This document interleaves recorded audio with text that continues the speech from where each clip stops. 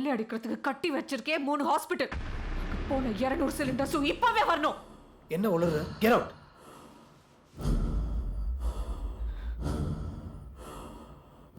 இந்த பேண்டமிக் சிச்சுவேஷன்ல நீ பழப்பையா நான் பழப்பேனான்னு கூட தெரியாது. இந்த மாதிரி ஒரு சிச்சுவேஷன்ல கூட மனுஷங்களை கொண்டு எப்படி காசாக்க முடியுது உன்னால? நானும் உயிரை காப்பாத்த அதெல்லாம் பண்ணிட்டு இருக்கேன். நான் ஆக்சிஜன் சிலிண்டர் கொண்டு போய் பலூன்ல காத்து விளையாட்டா இருக்கேன். ஓ, அப்போ உன்னை பொறுத்த வரைக்கும் பணக்காரங்க மட்டும் தான் வாழணும், ஏழைங்க சாவணும்ல? எஸ். இன்னைக்கு நாடு இருக்கிற எக்கனாமிக் கிரைசிஸ்ல நான் காப்பாத்துற பணக்காரங்க தான் நாட்டை காப்பாற்ற முடியும். ஆனா உன்ன மாதிரி கம்யூனிசம் பேசிட்டு வேலைக்கு ஆகாது. நான் பேசுறது கம்யூனிசம் இல்ல, மனிதம். ஆக்சுவலா உன்ன மாதிரி ஆளுங்க உள்ள வரக்கூடாதுன்னு ஒரு ஸ்பெஷல் எக்ஸாமினேஷன் கொண்டு வந்தோம். ஆனா அதே மாதிரி உள்ள வந்துடுறீங்க, அதான் எப்படின்னு தெரியல. சரி, எப்படியும் உள்ள வந்து தொலைச்சிட்டு எவ்வளவு வரும் நமக்கு? உன்ன மாதிரி மிருகத்துக்கிட்ட பேசி டைம் வேஸ்ட் பண்ண என்கிட்ட நேரம் இல்ல. இப்பவே இந்த வீடியோ வைரல் ஆக்குறேன். உன்னோட டாக்டர் பொசிஷனை கிழிக்கிறேன். உன்னோட 3 ஹாஸ்பிட்டலுக்கு சீல் வைக்கிறேன். பிளாக்மெயிலா? இந்த வேன்ஸ் எந்த இல்லைன்னு சொல்லுவேன், இந்த ஃபுட்டேஜ் ஃபேக்குன்னு சொல்லுவேன். இந்த கேஸ் நீ கோர்ட்டு கொண்டு வரதுக்கே 15 வருஷம் ஆக்கிடுவேன். நீ போலீஸ் கூட்டு வரவில்ல, அதுக்குள்ள ஏன் ஹாஸ்பிட்டல் இருக்கிற ஆக்சிஜன் சிலிண்டர் எல்லாம் வெளில போயிடும். அதுக்குள்ள இங்கே ஒரு 100-200 உயிர் போக வாய்ப்பு இருக்கு. உயிர் காப்பாத்துறது முக்கியமா இல்லை என் கூட போராடி தோக்குறது முக்கியமா உனக்கு? அனிதா தானே உன் பேரு? பிராக்டிகலா யோசிச்சு பாரு. இங்க இருக்கிற உயிர்களையும் காப்பாத்தலாம். I'll take care of you. Hey! இன்னும் 1/2 மணி நேரத்துல அந்த 200 சிலிண்டர்ஸும் எனக்கு திருப்பி வரணும். எனக்கு இழக்க ஒண்ணும் இல்லை. ஆனா உனக்கு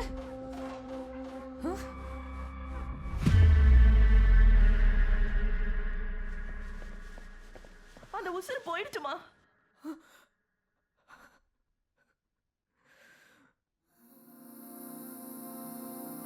எடுத்துட்டு போயிட்டாங்கம்மா.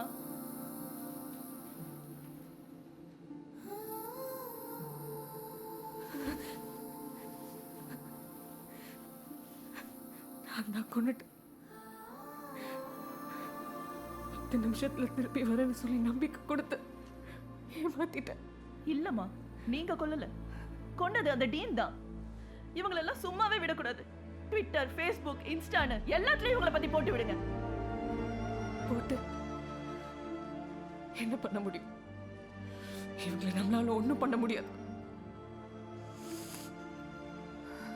நம்மளால முடிஞ்ச அளவுக்கு இருக்கிற மிச்ச உசிரியாச்சு காப்பாத்தலாம்.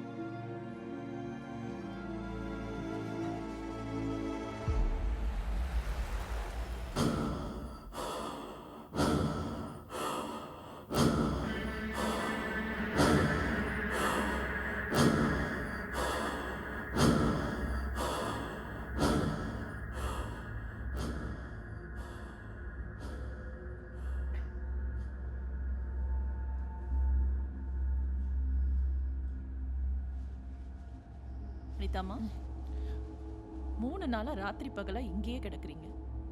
நான் சொல்றத கொஞ்சம் கேளுங்க. வீட்டுக்கு போய் கொஞ்சம் ரெஸ்ட் எடுத்துட்டு வாங்க. இங்க ஏதாவது பிரச்சனைனா நான் உங்களுக்கு கால் பண்றேன். 10 வருஷமா நம்ம இந்த ஹாஸ்பிட்டல் பண்ற பிசினஸ் ஊத்தி மொத்தமா இழுத்து மூட போறோம். அப்புறம் நம்ம பிச்சை தான் எடுக்கணும். இந்த ஜிஹெச் சிலிண்டர்லாம் எடுத்துட்டு போனோம்ல, அதெல்லாம் நம்ம மிரட்டி திருப்பி கொடுக்க வச்சிட்டா. சிலிண்டர்ஸ் கிடச்சதுனால சைலண்ட் ஆயிட்டா. ஆனா மனிதம் அதுன்னு பேசுறவ ஃபியூச்சர்ல சும்மா இருக்க மாட்டா. நம்மளுக்கு ஏதாவது வெளில வந்துச்சு, அப்புறம் மிச்சம் இருக்கிற வாழ்க்கை நம்ம ஜெயில கழிக்க வேண்டியதான். சொல்லுங்க, நான் என்ன செய்யணும்? 10% பார்ட்னர்ஷிப் வேணும்னு கேட்க தெரியுதுல, இது என்ன பண்ணணும் தெரியாது உனக்கு? நான் பாத்துக்கிறேன்.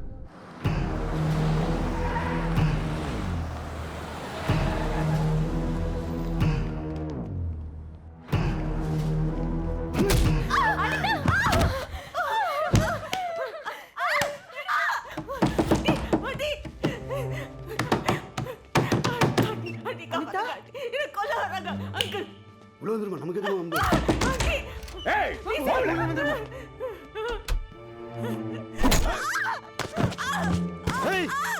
எந்திரடி.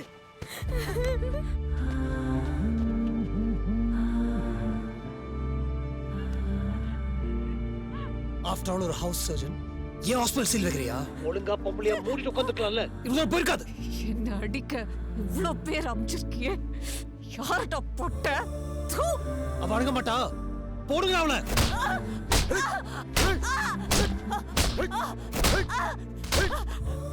அடடா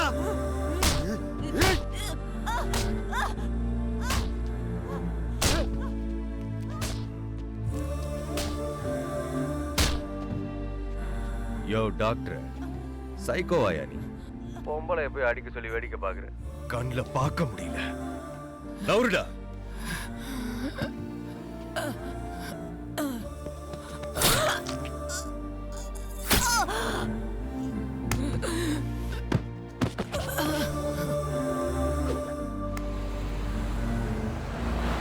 இன்னொரு உயிருக்காக துடிக்கிற ஒரு உயிர் தாண்டா இந்த உலகத்திலே புனிதமானது.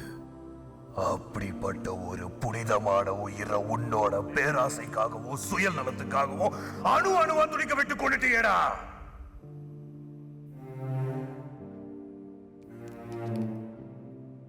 வாடிய பயிரை கண்ட போதெல்லாம் வாடினேன்.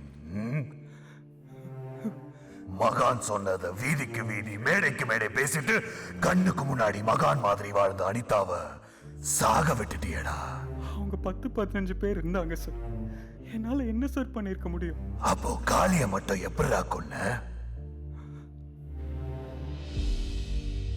அப்போ உனக்குன்னு வந்தா செய்வ.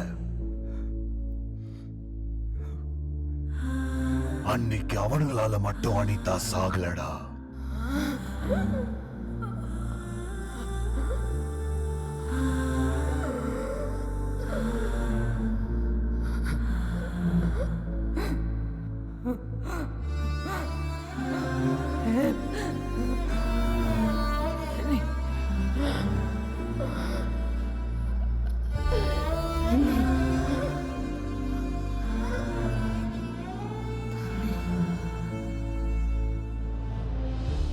போராடியே பழக்கப்பட்ட உயிர். அதனாலதான் என்னவோ 15 நிமிஷத்துக்கு மேல உதவி கேட்டு போராடி அதுக்கப்புறம் செத்து போயிருக்கு. யாராவது ஒருத்தன் கீழே வந்து பார்த்திருந்தா, இல்ல அட்லீஸ்ட் ஒருத்த ஆம்புலன்ஸ்க்கு கால் பண்ணியிருந்தா அந்த உயிரை காப்பாத்திருக்கலாம். அந்த ஃபிளாட்ல எவ்வளோ பேர் இருந்தாங்க. என்ன மட்டும் ஏன் சார் இவ்வளோ கஷ்டப்படுத்துறீங்க? இதுதான்டா தமிழனோட மிகப்பெரிய வியாதி. நாம கஷ்டப்படுறது முக்கியம் இல்ல, ஆனா அடுத்தவன் சந்தோஷமா இருக்க கூடாது. But I played a fair game. உங்க ஃபிளாட்ல இருந்த எல்லாரும் பேரை எழுதி ஒரு பவுல்ல போட்டு குலுக்கி எடுத்த. You are the most luckiest person. நான் ஒரு common middle class bye sir. என்னால இவங்களெல்லாம் எதிர்த்து என்ன சார் பண்ண முடியும்? இப்படி பயந்து ஒதுங்கி ஒதுங்கி போய் தாண்டா நல்லவளா நாசமா போறான், கெட்டவளா நல்லா வாழ்ந்துட்டு இருக்கான். உங்களுக்கு ஒரு கஷ்டம்னா மட்டும் கடவுள் மாதிரி யாராவது வந்து காப்பாத்த மாட்டாங்களான்னு ஏங்குவீங்க. அடுத்தவன் கஷ்டப்பட்டா மட்டும் வேடிக்கை பார்ப்பீங்க. திருப்பூர்ல பப்ளிக்ல வச்சு ஒரு காதல் ஜோடிய வெறும் 3 பேர் வெட்டி கொள்ளும் போது 300 பேரை சுத்தி நின்னு வேடிக்கை பார்த்தீங்க. அந்த கூட்டத்துல இருந்து ஒரு 30 பேர் குரல் கொடுத்திருந்தா, வேணா ஒரு 10 பேர் கல் எடுத்து எறிஞ்சிருந்தா அந்த 2 உயிரையும் காப்பாத்திருக்கலாம்.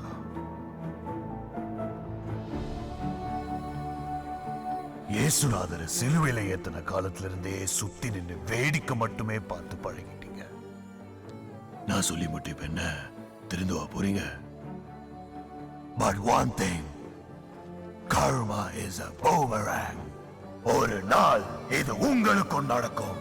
அப்போ புரியுண்டா உங்களுக்கு என்னோட வலியும் வேதனையும்.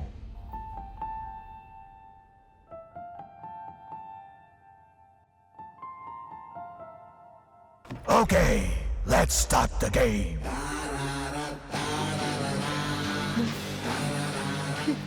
Switch on பண்ணதும் 3 நிமிஷத்துல அந்த மெஷின் கண்ணாடி கூண்டுக்குள்ள இருக்கிற ஆக்சிஜனை கம்ப்ளீட்டா உறிஞ்சி எடுத்துரும். அதுக்கப்புறம் உன் அம்மாவும் தங்கச்சியும் மேக்சிமம் 2 நிமிஷம் தான் தாங்குவாங்க. அம்மா அம்மா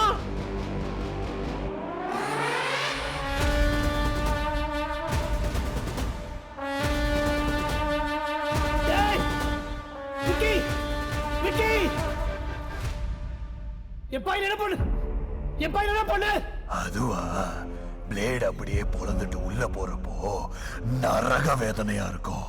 கத்தி ஊற கூட்டிட்டானா அதான் பேரலைஸ் பண்ணிட்டேன். அந்த பிளேட் எக்ஸாக்டா 5 நிமிஷத்துல உன் பையனை டச் பண்ணிடும். ஒரு செகண்ட் எக்ஸ்ட்ரா ஆனாலும் உன் பையன் உன் பையனை பொழக்க ஆரம்பிச்சிடும். நான் தான் தப்புன்னு என் பையனை பண்ணா அவனை விட்டுறாடே ப்ளீஸ். எத்தனையோ பேரை கொண்டு சேர்த்த பணம் மட்டும் இல்லடா, உன் பாவமோ அவனை தாண்டா சேரும். அவனை விட்டுரு, என்ன நினைவு செஞ்சுக்கோ. மக்கள் ரொம்ப நேரமா என்டர்டெயின்மெண்ட்காக waiting. Let the show begin.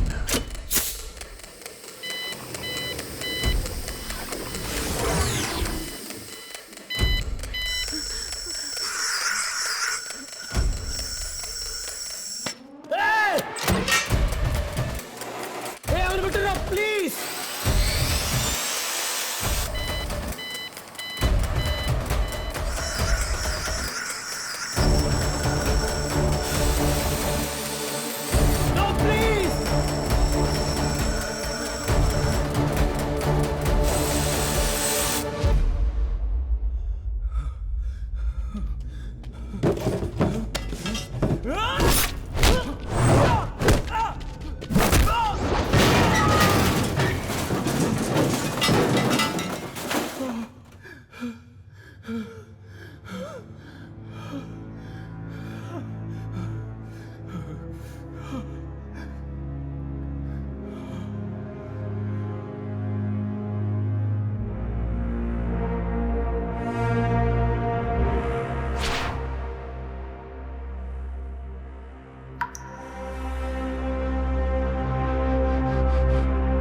என்னடா காளிமார் ரவுடியை போட்டோம், இவனை சாதாரண டாக்டர் தானே பாக்குறியா?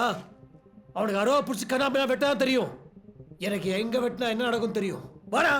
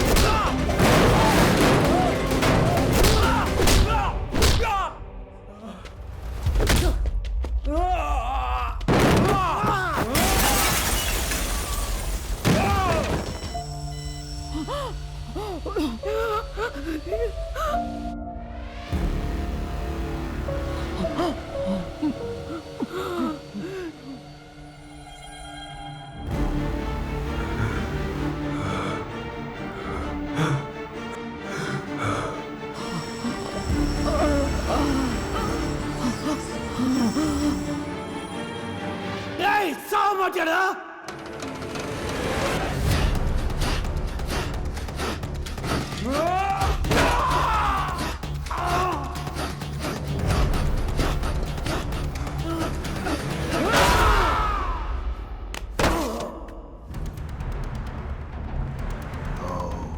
Oh, shit!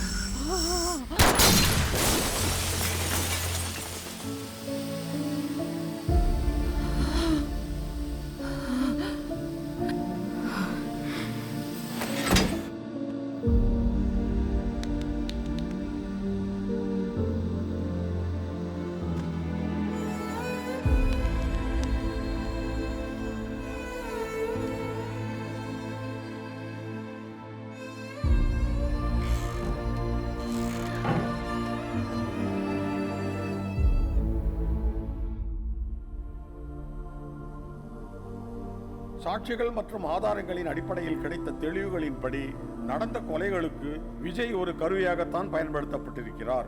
ஐபிசி செக்ஷன் 97 மற்றும் 100 படி ஒரு வகையில் இவைகள் தற்காப்புக்காக செய்யப்பட்ட கொலைகளாக இருந்தாலும் தூண்டுதலின் பேரில் கொலை செய்தவர் ஒரு படித்த பக்குவப்பட்ட இளைஞர் என்பதால் இதை முன்னுதாரணமாக யாரும் எடுத்துக்கொள்ளக்கூடாது. எனவே விஜய்க்கு குறைந்தபட்ச தண்டனையாக 1 வருட கடுங்காவல் தண்டனையை இந்த நீதிமன்றம் வழங்குகிறது.